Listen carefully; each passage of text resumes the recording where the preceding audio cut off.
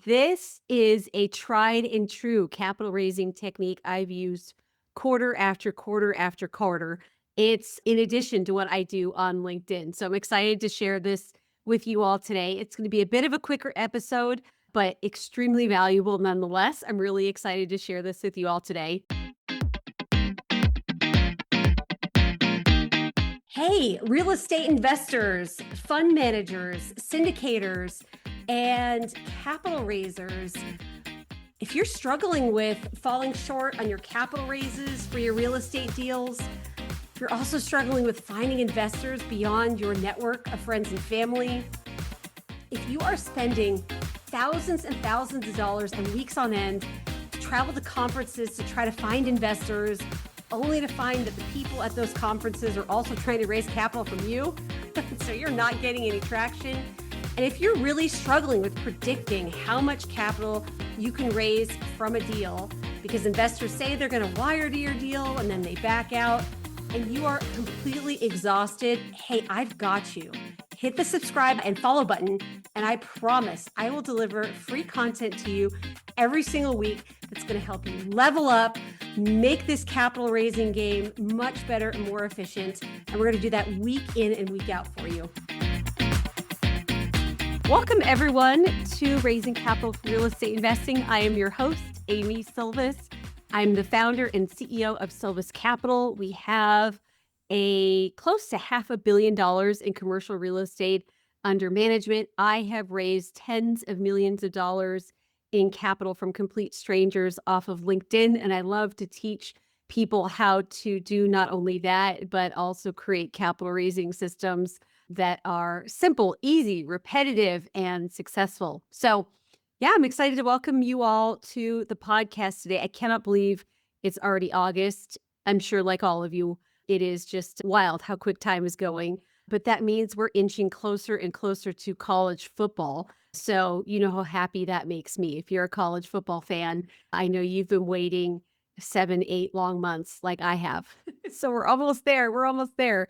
But hey, we just sent out distributions to our investors for some of our projects. And next week, we're going to be sending out distributions for even more of our projects. And so I wanted to give you all two quick tips that I think you'll find really, really helpful in capital raising. I don't hear this talked about enough, but it's something you can easily implement. The vast majority of my capital still comes from strangers on LinkedIn, and I want to continue to teach you all how to do the same. But another fun way to actually get referrals is to reach out to your investors when they have gotten distributions for some of your projects. So if you're like me and you distribute quarterly, it's a great time to reach out, check in, ask folks to schedule time with you that are existing investors, check in with them, hear how they're doing, how they're feeling about the project, which is always a great best practice to do. But then ask them who else in their network would be interested in receiving cash flow from real estate investing and get a referral or several. So it's a great time to be able to do that and implement that strategy. So here in August, we're about 4 or 5 weeks after the end of Q2. So this should be the perfect time for you to be able to do that as well.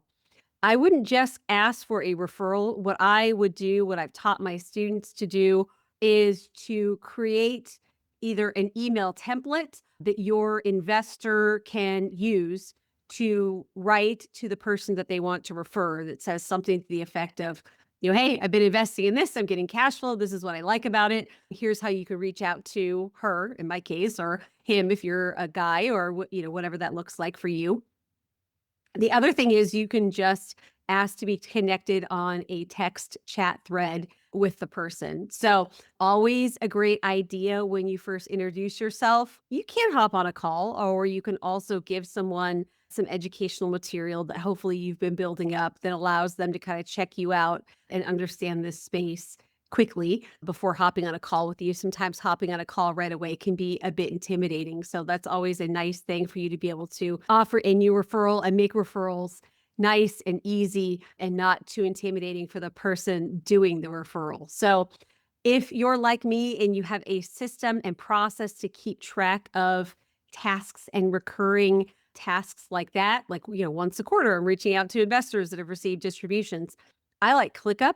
I've been teaching my coaching students how to use ClickUp, but whatever system that you want. But once a quarter up pops on my calendar, hey, distributions for this deal went out, check in with the investors that have received the distributions, see how they're doing, answer any questions they have. So always add value. Don't lead with asking for something. But if they are satisfied, ask who else in their network would be interested in something like this. So 'tis the season. Make sure to get that done. Always nice to have a big referral, and you could obviously build an incredible capital raising system off of that. On a completely unrelated tip, and then we'll wrap up this episode. I said it was going to be a quick one. We're in the heat of summer. I am personally doing a deal myself. My schedule is filled with a bunch of coaching students, which is amazing. So I'm keeping busy. So this episode just has to be a bit shorter, but I do want to provide some value. The other thing is, if you haven't noticed, LinkedIn is allowing the option of reporting AI slop. Dun, dun, dun. Uh-oh. All the people that have all the hallmarks of AI slop are going to get reported. So we'll dive deeper into that. But yeah, people are using metrics that they think are going to get them investors when in reality, they've taken the human element, the trust element out of LinkedIn. And yeah, we'll see what LinkedIn does with that reporting, but it is definitely there. It is definitely being utilized. And it sounds like LinkedIn will soon let you see how many people are considering your content to be AI slop. So yeah, this goes back to what I told you all ad nauseum. But you may think that people don't realize that a large language model is writing your content, but oh boy, do they. LinkedIn is likely going to let you know one way or the other. So just another reason, y'all, this is not a race to get out the most content as possible on LinkedIn. The algorithm has changed. Way, way better to post 3 times a week and go in depth, use your voice and not use, a copy and paste from a large language model. Way better to do that than to post 7 days a week with a bunch of AI slop. So those of you, be fair warned, you've heard me say it, but people are going to start reporting you. They're going to narc on you. But, that's not right. That we don't need that stick. The carrot is that you're not converting investors anyway. If they feel like, they're reading something that's AI generated, they want to know your opinion, your take at your story, and not feel like it's that typical AI cadence that's just tired. It just really is. Stand on the platform, use your voice. You got this. I know there's a lot going on. I know you're busy.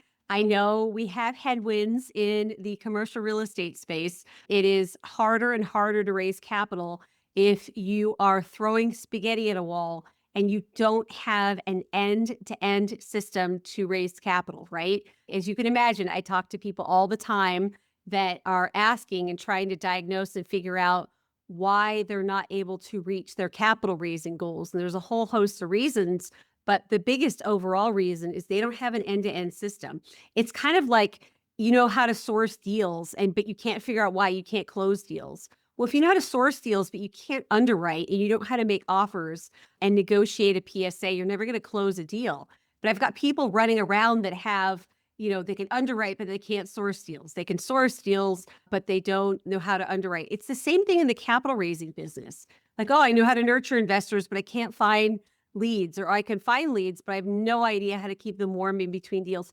You need an end-to-end system to get this process to work. And if you got a leaky bucket in the middle, that's not going to fly, especially where we are in commercial real estate and in the macro economy. So no, I'm cheering you on. It is possible. It can be done. I will continue to provide you with lots of tips and tricks and insights so you can increase your capital raising capacity.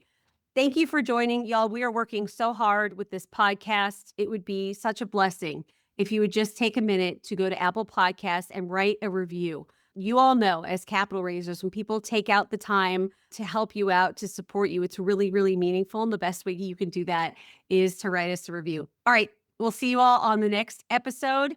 Get out there, talk to your investors that are getting distributions this quarter. Stop writing AI slop. If you're feeling a little sassy, you can report AI slop on LinkedIn. We'll see you all next time. Thanks, everyone. Bye for now. Hey, Hey, real estate investors, fund managers, capital raisers, syndicators. If you are struggling with predicting how much capital you can raise for a deal, because investors say they're going to wire, but they actually back out, you struggle with finding investors beyond your network of friends and family, if you find yourself falling short on your capital raises for your real estate investments, and you're spending thousands and thousands of dollars to travel to conferences all across the country, only to find that the people you're hoping to raise capital from are also trying to raise capital from you, hit the subscribe and follow button, and I promise y'all are going to love what we're going to cover here. I'm going to deliver free content every single week, week in and week out, to help you get to the next level in your real estate investing capital raises.